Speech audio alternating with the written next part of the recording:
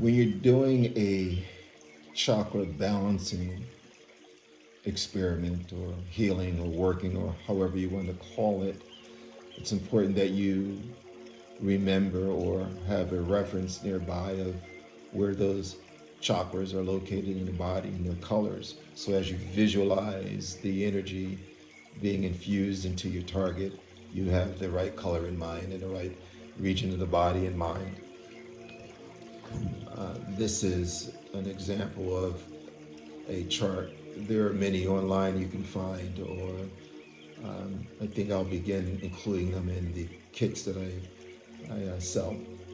But you can see the root chakra is at the base, the red chakra.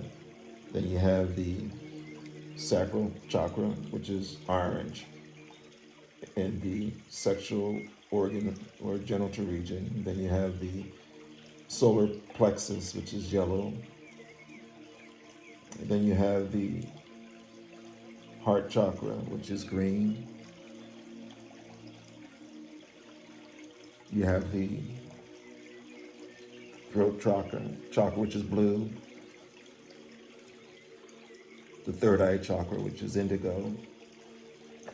And the crown chakra, which is violet. So as you're working with the chakra chart